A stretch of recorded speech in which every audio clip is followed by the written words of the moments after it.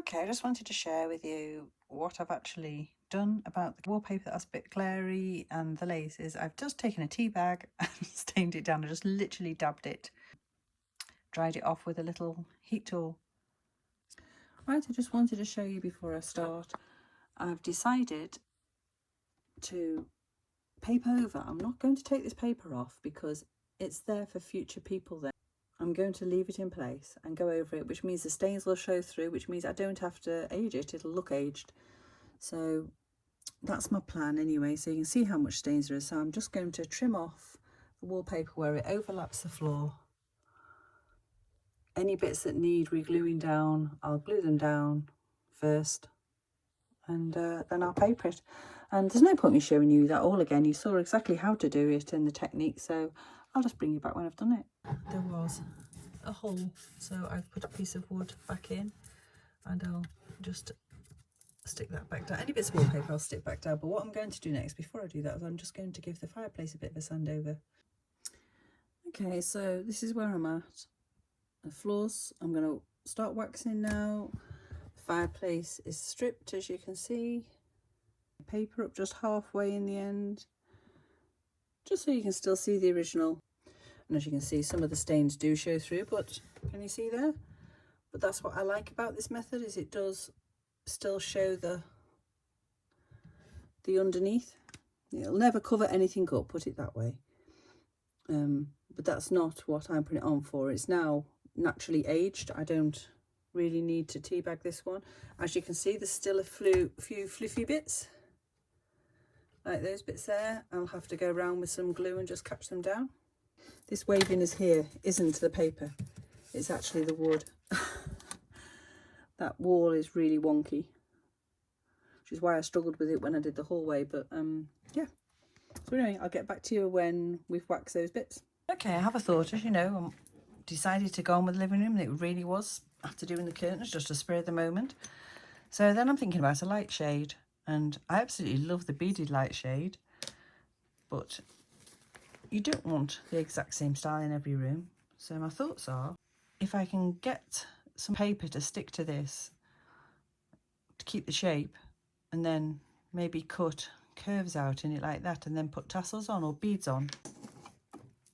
This reminds me the doll's wig. Remember how that turned out?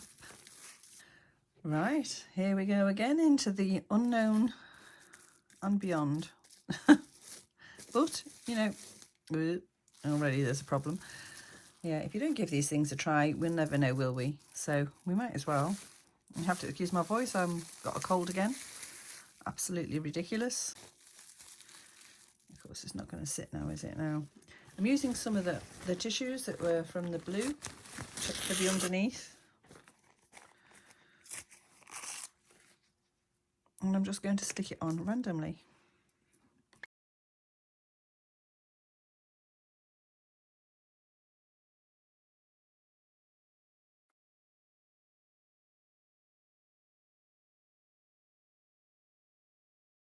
It's warm. I'm just giving it another coat of glue rather than more tissue. Right. I'll get back to you when I've dried it off. I know I've got to cut up there because I went too far. Like an idiot. An idiot. Right. It seems to be quite stuck to the mould, to be fair. I shouldn't have cling filmed it.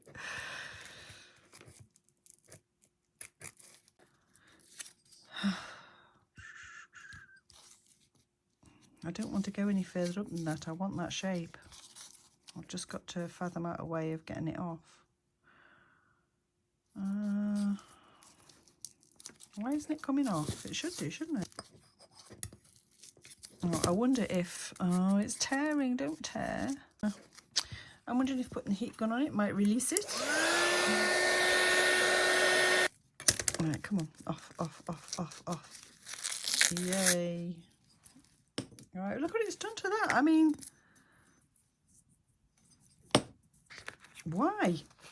It's only cling film. It shouldn't stick. And it's happy to come off there. Isn't that typical? I'm glad it's coming off there because I don't want that green paint on, but... Right, let's see if we've got a shape left we can use. Kind of. It's quite flexible at the moment, isn't it? You can kind of see what I was thinking, maybe.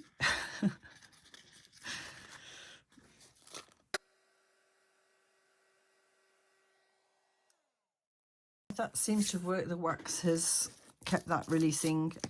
Right, okay, before I go any further, I mean, yes, it could be a bit stiffer, but I don't want too much paper on. I'll probably just put more glue on. I'm just going to, that was on, might as well be one. Let me think about this, yeah. So I'm going to mark there. And then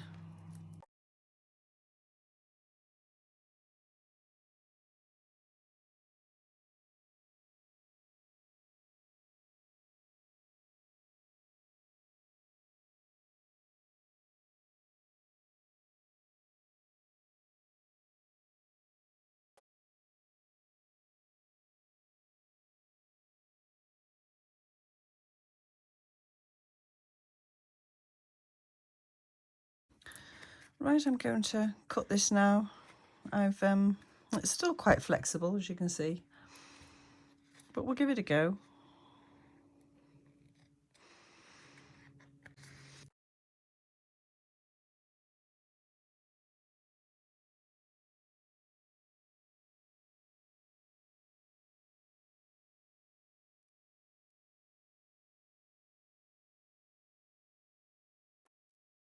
Hey, another day, another dollar, whatever. We're back. So, a lot stiffer than it was. It's still got a bit of flexibility, which I think is quite nice. So I'm going to trim these bits off just with my scissors. Like that. I'll do one more. Try and keep this one on camera this time.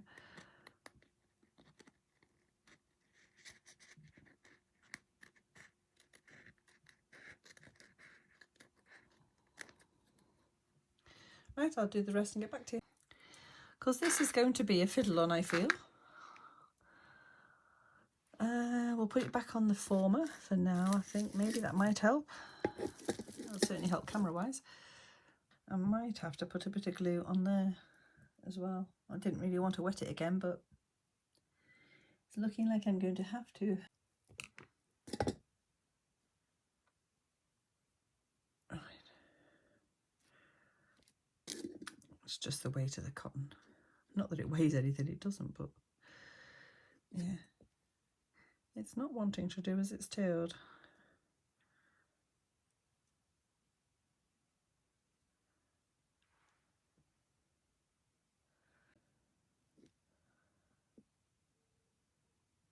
It's definitely fiddly. There's no two ways about it. It's definitely fiddly.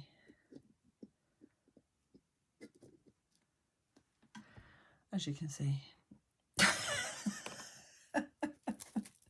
Why, oh why am I doing this? I don't know. Oh gosh. Right.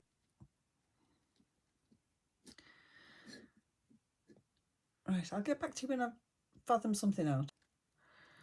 Seems to be a good one. So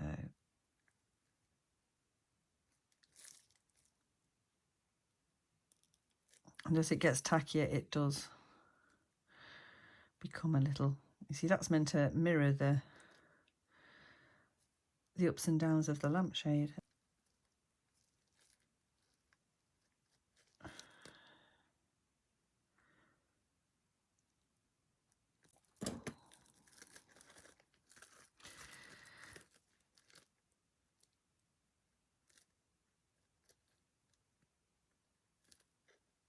There. Right, so there we have it. It looks very gluey and not very nice at the moment, but I'm sure it'll dry okay. Right, so I'm leaving that on there. I'll put it on top of that tin and it can dry. Well, because you can, I don't know if you ever watched the beaded lampshade I did. It was, yeah, trial and error because I couldn't get the needle through. Anyway, back to this project. Ooh. And I'm just making some fringing. Now this is, you'll see what I made the little rug from in the living room. Actually, this is the same fabric that's I used on the stairs. It is amazing fabric, and you know, I must still thank my friend Moira so much for giving it to me. But anyway, I'm making a fringe, so that is the perfect little fringe for round the light. Well, in my opinion it is.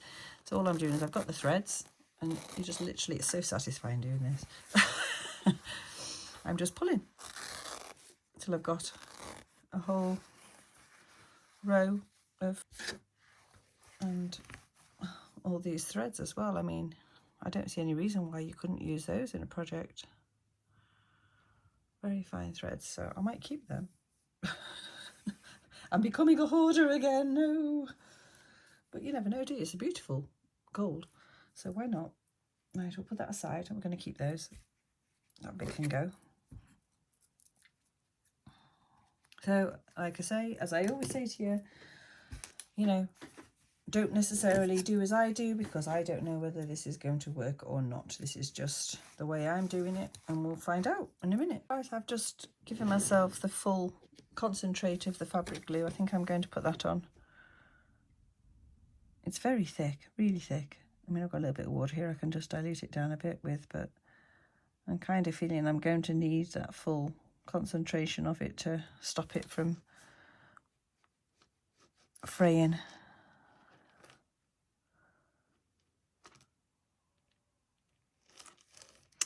Okay, well, I did that glue, and I could still pull some of these threads out, so I decided to double zigzag it, because that's just about, I can't go any deeper than that for the edging, otherwise it won't curve. I mean, I don't know if it is going to curve, I can only give it a go. So I need to cut that now. Of course, I can't find my proper scissors, so this one I'll have to do. We'll see how it cuts it. Obviously I need not to cut the stitching. Oh, it's cutting it all right.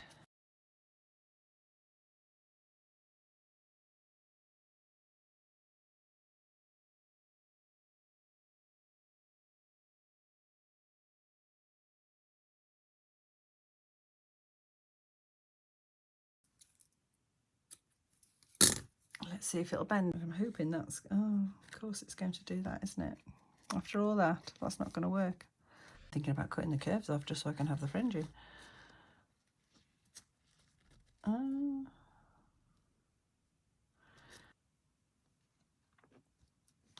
think I'm going to put it on here.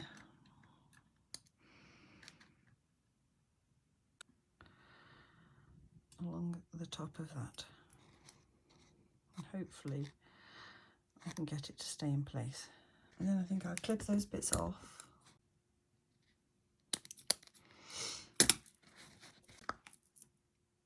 I'm trimming a few of the fringes off where they're going because I want them to sit in place.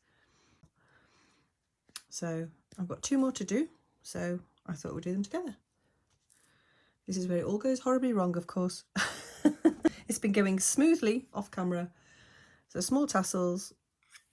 What I've done is I've marked my fork. So just like that. For me, I'm making them that big. 1, 2, 3, 4. Probably 4 would be enough for that. That's quite a big tassel, quite a thick one. I might do just 4. I mean, obviously you can judge it as you go along. I think I'm going to do just 4. Because I'm not using an exact amount of thread. I mean, if you're using embroidery thread, you'd know exactly how much you're using. So, round there, round again. Where's the other end gone? There it is. Oop. Come on, pull.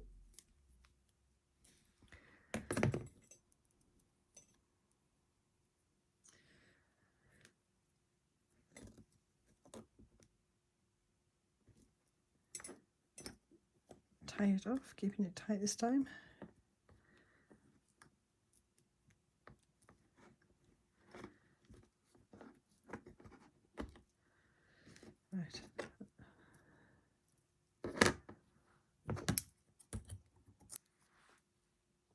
double it up.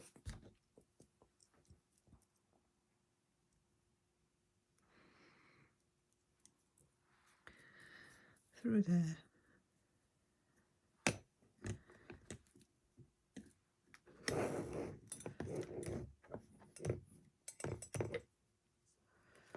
I might do it that way this time.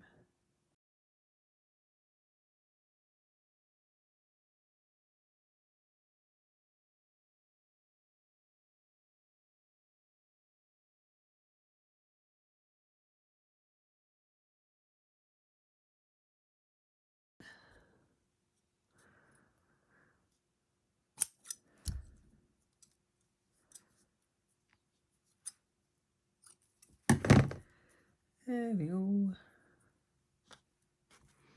Last one. Yay.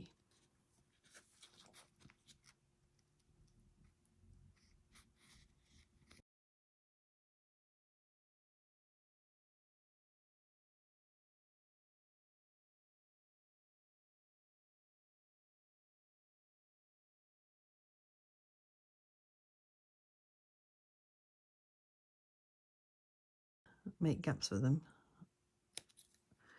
I think they just go in front, but I don't know how. I should have maybe Googled how to make a real one. Might have helped, mightn't it? But never mind, we didn't. And we've got a kind of result. So it's just a matter of neating up. I mean, I don't think I'm going to call that done, other than making the hole a bit bigger. Right. Remember last time it was about finger width. So I'll go and push that on and try it and get back to you. I've just slipped a hairband on there. I don't know whether you can actually make that out. It didn't really need anything, but I thought, well, I might as well. And preferably a smaller hairband would be better, but it's doing the job. Okay, I have another one of my totally insane ideas. Back to the pesky curtains. I'm thinking, can I make those into a curtain pole? Because the ends are lovely. And I know that it's almost a shame to ruin them, but I don't do lace making. I've never done lace making. And I'm thinking, if I can cut them off, I think my window is probably about that wide. It's a rough guess. I'd have to go and measure. Shall I give it a go? Yeah, let's do it.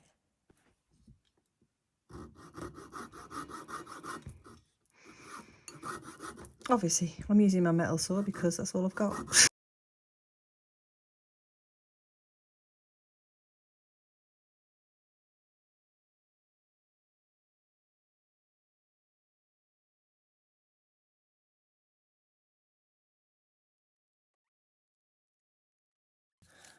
Okay, this is quite tricky, but I've just used the end of this drill here by hand, just twisting it to see if it'll give me a start. I'm going to have to be very careful. I'm not the best at this sort of thing, but as you know, I'll give anything a go once, so I'll give it a go.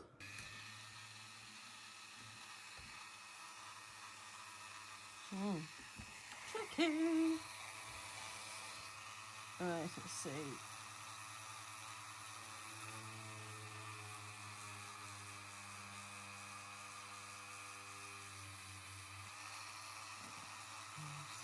I definitely got to go deeper than that.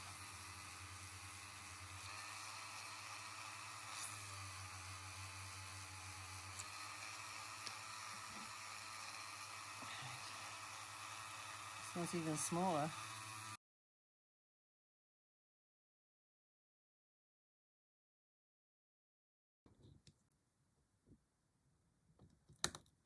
Right, there. Will you go in that one? Yes, you will. Right, a bit of glue in each, I think.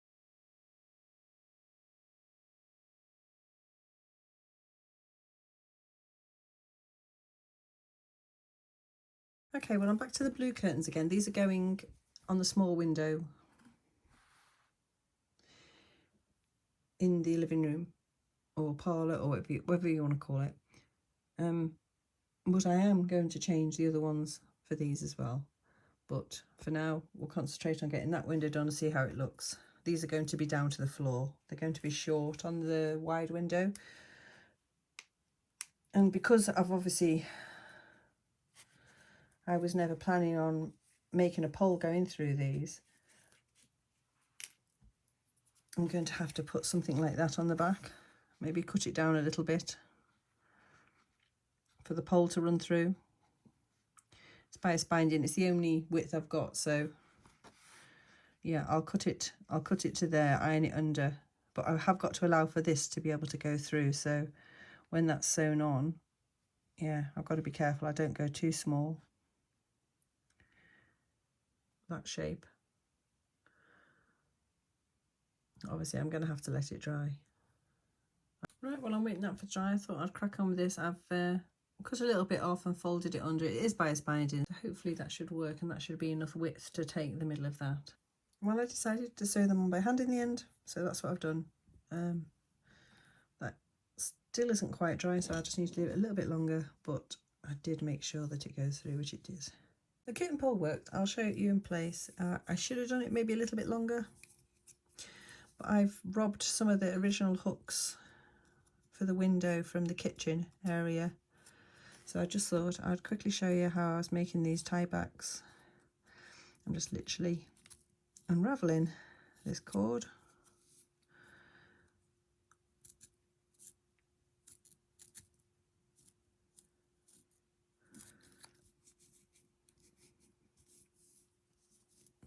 just twisted them over like that because I want them to hang down maybe a little longer than that, about there. Knot it off the other side.